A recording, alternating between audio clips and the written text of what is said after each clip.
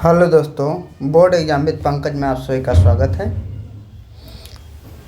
आज हम लोग केमिकल रिएक्शन का पार्ट 6 पढ़ेंगे। पार्ट 5 तक पढ़ चुके हैं। जो भी पार्ट 5 तक ना पढ़े हैं, इस वीडियो को देखने के बाद तुरंत पार्ट 1 से स्टार्ट कीजिए, पार्ट 6 से पढ़िए, ताकि आपको कंसेप्ट को समझने में कोई प्रॉब्लम ना हो।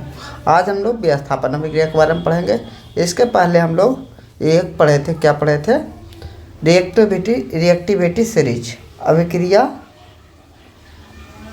अभिक्रियाशीलता श्रृंखला। इसमें क्या पढ़े थे? इसमें पढ़े थे कुछ होता है जिसका अभिक्रिया ज़्यादा होता है, कुछ होता है जिसका अभिक्रियाशील कम होती है। उसके बारे में पढ़े थे। पहले के होता है पोटेशियम, उसके बाद सोडियम होता है, उसके बाद Ca होता है, Mg होता है, Al होता है, इतना पढ़े थे। उसके बाद Fe होता है, Pb होता है, H होता है, Fe Pb H। उसके बाद क्या होता है? उसके बाद Cu होता है, Ag होता है, Au होता है, Pt होता है। इसको आध भी करने बोले थे, दो का याद कीजिए। Na Ca Mg Al, और ये तीनों के साथ याद रखिए, Fe Pb H और Ca Ag Au Pt। ये पूरा याद रखिए। कौन माने ऊपर वाला रहेगा तो अभिक्रियाशीलता ज़्यादा रहेगा, और नीचे वाला धीरे धीरे रहेगा तो अभिक्रियाशीलता कमती जाएगी। ध्यान रखिएगा। यानी क्या होगा, जैसे बोले पहला के है, उसके बाद Na है, उसके बाद Na के बाद क्या है? Ca है, Mg है, Al है, Fe है, Pb है, H है, Cu है, Al के बाद Zn था, Zn के बाद Fe Pb H, Cu है, Cu के बाद क्या था? Cu के बाद Ag Au और Pt प्लेटिनम, ये सब है। तो ऊपर की अभिक्रियाशीलता ज़्यादा है, इसकी कम है, इससे भी कम है, इससे थोड़ा कम है। यानी धीरे धीरे रहते अभिक्रियाशीलता पूरी खत्म हो जाती है। समझिए। तो विस्थापन अभिक्रिया होता क्या है? विस्थापन अभिक्रिया का मतलब अधिक अभिक्रियाशील तत्व जब कम अभिक्रियाशील तत्व को हटाकर उसका स्थान ले लेता है, उसको क्या कहते हैं? विस्थापन अभिक्रिया कहते हैं। क्या बोले? जब अधिक धनवान दोस्त, मान लीजिए दुगुम दोस्ती है, तो अधिक धनवान दोस्त आ गया तो उसको दोस्ती को तोड़कर अपना एक दोस्त को मिला दिया, उसको क्या कहते हैं? विस्थापित करना कहते हैं। जब अधिक अभिक्रियाशील तत्व कम अभिक्रियाशील तत्व को विस्थापित कर देती है तो उसे क्या कहते हैं? विस्थापन अभिक्रिया। जब अधिक अभिक्रियाशील तत्व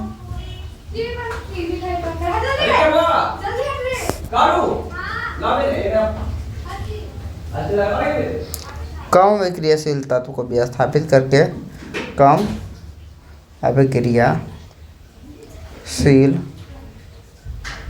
तत्व का स्थान ले जाता है, तत्व का स्थान ले लेता है तो उसे विस्थापन अभिक्रिया कहते हैं। विस्थापन अभिक्रिया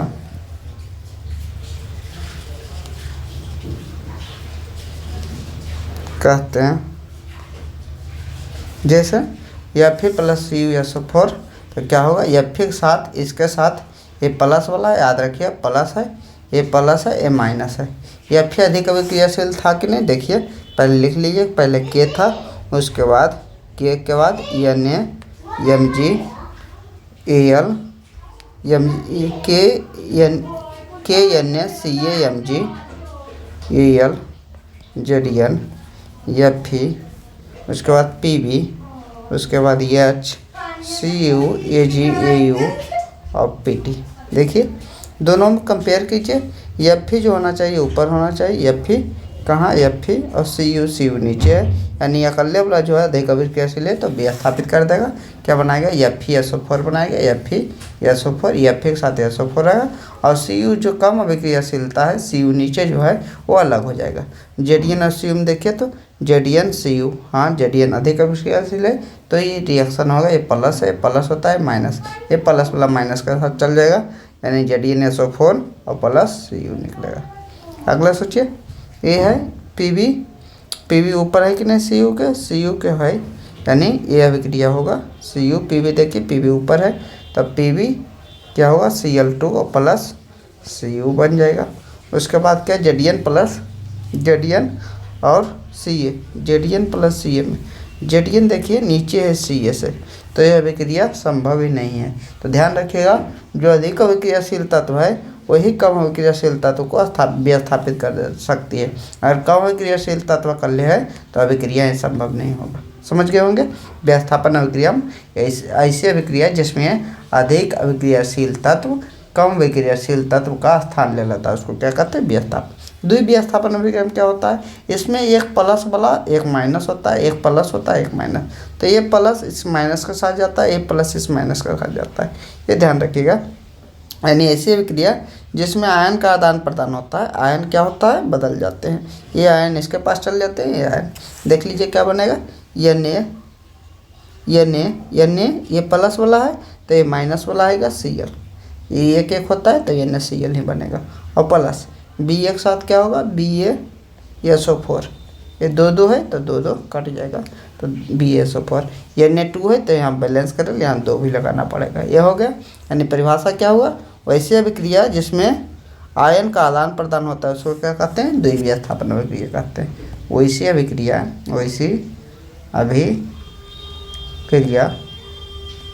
जिसमें आयन का मतलब प्लस माइनस, जो इसको आयन कहते हैं, आयनों का आदान प्रदान होता है। क्या होता है, आदान प्रदान होता है, द्विविस्थापन अभिक्रिया कहलाता है। द्विविस्थापन अभिक्रिया कहलाता है। समझ गए होंगे दर्शक। देखिए एक चीज़ समझिए, NaCl को नमक कहते हैं, नमक जल में घुलनशील है, ये क्या है, नमक है, नमक क्या है, जल में घुलनशील है। BaSO4 है, ये जो होता है नीचे ये सफ़ेद रंग का होता है, श्वेत रंग का होता है और नीचे बैठ जाता है यानी अघुलनशील है। ये क्या है, अघुलनशील है, अघुलनशील यानी जब बैठ जाता है गात के रूप में, जिसको अपक्षेप कहते हैं। अपक्षेप, इसी अपक्षेप का बनना कहेगा अपक्षेपण अभिक्रिया कहे, नीचे अपक्षेपण अभिक्रिया, तो इसी अभिक्रिया को अपक्षेपण अभिक्रिया कहते हैं। क्योंकि द्विविस्थापन अभिक्रिया में क्या होता है, एक अपक्षेप का निर्माण होता है, अघुलनशील अपक्षेप का निर्माण होता है, उसे क्या कहते हैं, अपक्षेपण अभिक्रिया। तो ऐसी अभिक्रिया जिसमें अघुलनशील अपक्षेप का निर्माण होता है उसे क्या कहते हैं, अपक्षेपण अभिक्रिया कहते हैं। अपक्षेपण अभिक्रिया का परिभाषा क्या होगा, वैसी अभिक्रिया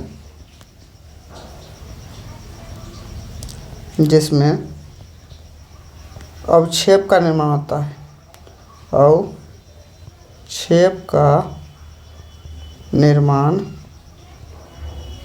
होता है, क्या कहलाता है, अवक्षेपण अभिक्रिया कहलाता है। अवक्षेपण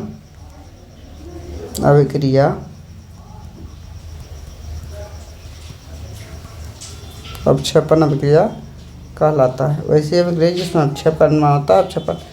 एग्जाम्पल सेम होगा कि Na2SO4 और प्लस BaCl2, यानी क्या है, sodium sulphate plus barium chloride मिलता है तो NaCl बनाएगा, BaSO4 क्यों बनाएगा वहाँ से समझा चुके हैं। बैलेंस कर यहाँ 2 लगाएंगे, ये अघुलनशील अपक्षेप है। क्या है, अघुलनशील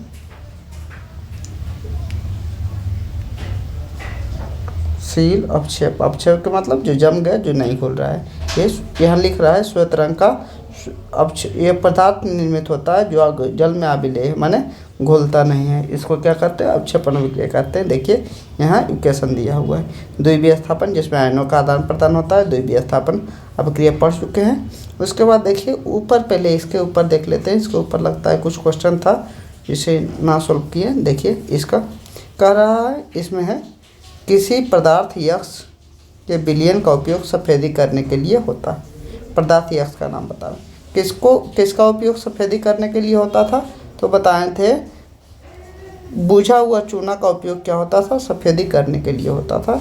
यानी बुझा हुआ चूना का फॉर्मूला क्या होता, CuH2, इसका उपयोग सफ़ेदी करने के लिए होता था। जिससे क्या होता था, वायुमंडल के कार्बन डाइऑक्साइड रिएक्शन करता था तो संगमरमर का निर्माण करता है, जिसके कारण इसमें चमक आती थी। इसको क्या कहते हैं, बुझा हुआ चूना कहते हैं। बुझा हुआ चूना या बुझा चूना। तो पहला क्वेश्चन पूछ रहा है कि जिसका प्रयोग सफ़ेदी के लिए होता है उसका नाम बताइए, तो उसका नाम क्या है, बुझा हुआ चूना, और सूत्र क्या है, CaOH2। कह रहा है ऊपर एक में लिखे पदार्थ यक्स की जल के साथ अभिक्रिया लिखी। क्या कह रहा है, ऊपर एक में लिखे, ये जो एक है इसमें लिखा जो पदार्थ है उसको जल के साथ अभिक्रिया इसका लिखना है। देखिए इसका 2 का आंसर क्या होगा, इसका 2 का CaOH2 है। इसके साथ जल का अभिक्रिया लिखना है, H2O का अभिक्रिया लिखना है। क्या बनाएगा, CaO प्लस। देखिए पहला क्वेश्चन भी ये नहीं होगा। क्वेश्चन क्या कह रहा है उसे समझने में थोड़ी प्रॉब्लम हो गई। देखिए समझिए अच्छे से। कह रहा है पदार्थ यक्स के विलयन, इसका विलयन CaO, अगर CaOH2 का प्रयोग करते हैं, लेकिन CaO का विलयन अगर H2O मिलाते हैं तब ना ये विलयन बनता है। यानी आंसर क्या होगा, CaO होगा। पहला का आंसर क्या होगा, पहला का आंसर नाम होगा कली चूना, जिसको कहते हैं बिन बुझा हुआ चूना, फार्मूला होगा CaO। दूसरा क्या कह रहा है, इसका जो दूसरा है वो कह रहा है CaO के साथ जल का अभिक्रिया लिखिए। तो बताएं CaOH2 बनता है, CaOH2 बनता है, पूरा अभिक्रिया रहा। कह रहा है अगला क्वेश्चन क्या कह रहा है कि क्रियाकलाप 1.7 में एक प्रणाली में एकत्रित गैस की मात्रा दूसरे से दुगनी क्यों है, उस गैस का नाम बताइए। क्या कह रहा है, देखिए 1.7 कहाँ था, यहाँ था। इसमें क्या बोला, इसमें बोल रहा है कि पानी, इसमें पानी डाला गया है, कुछ पानी डाला गया है। कहाँ देखिए इसमें यहाँ लिखा हुआ है एकत्रित सामान है क्या, बुलबुले में विस्थापित होते हैं, मोमबत्ती।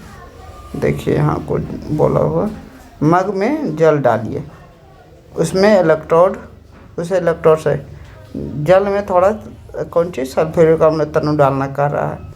उसके बाद कह रहा है दोनों क्या होगा, इलेक्ट्रोड से देखिए क्या होगा, H2O होगा। H2O अगर इलेक्ट्रोड और डालेंगे उसमें करंट प्रवाहित करेंगे, H2 प्लस O2 में टूट जाएगा। अब बैलेंस करेंगे तो क्या होगा, इसको बैलेंस करेंगे तो ऑक्सीजन 2 है, तो यहाँ बैलेंस करेंगे तो यहाँ कितना, 2 दूना 4 हाइड्रोजन। हाइड्रोजन की मात्रा क्या है, इससे दुगना हो गई। क्यों हो गई, क्योंकि द्रव्यमान संरक्षण के नियम को पालन करने के लिए समीकरण को क्या संतुलित करना पड़ा, इसलिए इसका मात्रा क्या होगी, ये दुगना हो गई। ये 2 लग गए, इसका आगे कुछ नहीं तो 1 लगा हुआ है, तो इसकी मात्रा कितनी होगी, दुगना होगी। क्यों होगी, द्रव्यमान संरक्षण के नियम का पालन करने के लिए। ठीक है, तो यही आंसर है इसका। कह रहा है पहले दुगना क्यों है, क्यों, द्रव्यमान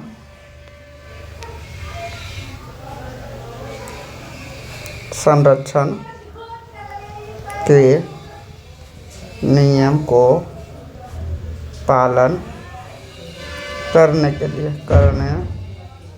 लिए समीकरण को संतुलित करने की वजह से, समीकरण को संतुलित करने की वजह से, संतुलित करने की वजह से लिख दीजिए। H2O है, टूटेगा, H2 प्लस O2 टूटेगा, बैलेंस कीजिएगा तो क्या होगा, देखिए यहाँ 2 लगेगा, यहाँ 2 लगेगा, यानी हाइड्रोजन का क्या कर रहा है, उस गैस का नाम भी बताइए, यानी हाइड्रोजन। क्या आंसर है इसका, आंसर जो दूसरा पार्ट का आंसर है वो क्या है, हाइड्रोजन, हाइड्रोजन, क्योंकि दुगना किसका आयतन है, हाइड्रोजन का है। यहाँ आयतन कितना है, दुगना है। आगे बढ़ते हैं, देखिए हम विस्थापन अभिक्रिया, द्वितीय विस्थापन अभिक्रिया, और क्या है एक इसमें हम पढ़ चुके हैं अपक्षेपण अभिक्रिया। आगे पढ़ते हैं उपचयन अपचयन अभिक्रिया। उपचयन या अपचयन अभिक्रिया क्या होता है समझिए। उपचयन अभिक्रिया का मतलब हो गया ऑक्सीकरण अभिक्रिया, और उपचयन का मतलब क्या हो गया, अपकरण अभिक्रिया। पहले नाम समझ लीजिए अच्छे से, ये हो गया ऑक्सीकरण अभिक्रिया। क्या है, ऑक्सीकरण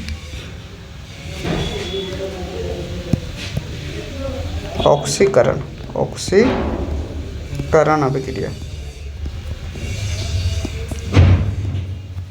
और अपचयन का मतलब अवकरण अभिक्रिया, अवकरण अभिक्रिया। आद कैसे रखेगा, उल्टा पुल्टा नहीं होना चाहिए। आ है तो पूरा आ है, अवकरण ऑक्सीकरण, आ अपचयन और अवकरण। और इसमें देखिए ऊ है तो इसमें बदल गया, औ बन गया, तो सेम से माद रखेगा, आ वाला आ में आ जाएगा और ओ वाला जो है कुछ बदल जाएगा। तो अब चेंज जिसमें आ है उसमें आ रहेगा, यानी अब चेंज होगा, अब करण होगा कि ऑक्सीकरण होगा।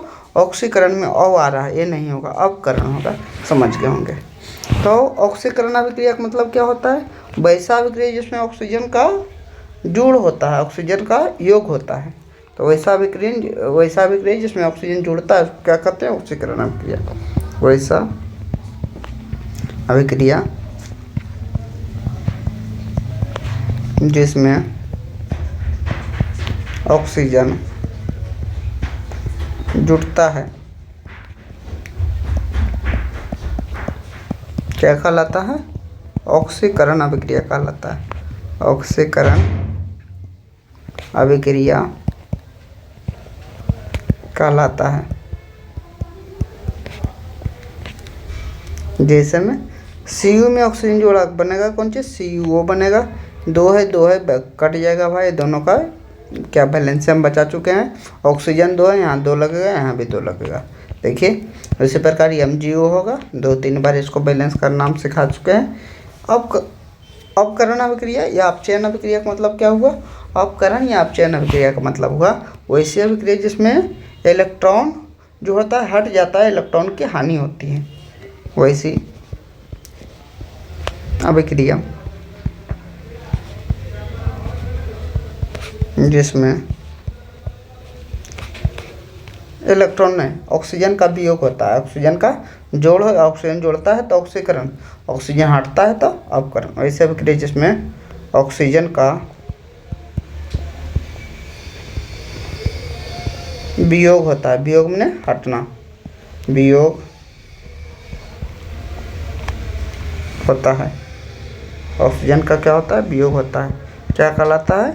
अपचयन या अपकरण अभिक्रिया कहलाता है। अपकरण अभिक्रिया कहलाता है। देखिए ऑक्सीजन इसमें है तो Cu + O2 होगा। बैलेंस तो करना आप लोग को अब तक तो आ गया होगा। इसको Mg + O2 में टूटेगा, इसको बैलेंस कैसे करेंगे? ऐसा करके बैलेंस कर देंगे। तो ऑक्सीजन क्या हो रहा है? अलग हो रहा है, तो उसको कहेंगे ऑक्सीकरण। ऑक्सीजन अलग हो रहा है तो इसको कहेंगे अवकरण। ऑक्सीजन जुड़ रहा है तो उसको क्या कहेंगे? ऑक्सीकरण। देखिए क्या कहते हैं? उपचयन अपचयन अभिक्रिया, रेडॉक्स, यानी रेडॉक्स क्या होता है? अपकरण। ऑक्स का मतलब ऑक्सीडेशन, रेडॉक्सन ऑक्सीडेशन अभिक्रिया, रेडॉक्स अभिक्रिया कहते हैं। तो दोनों होता है, एक उपचयन होता है, एक अपचयन होता है। तो वैसी अभिक्रिया जिसमें ऑक्सीकरण अपकरण क्रिया साथ साथ होती है उसे क्या कहते हैं? अपचयन उपचयन अभिक्रिया। तो वैसी अभिक्रिया जिसमें ऑक्सीकरण एवं अपकरण क्रिया साथ साथ होती है,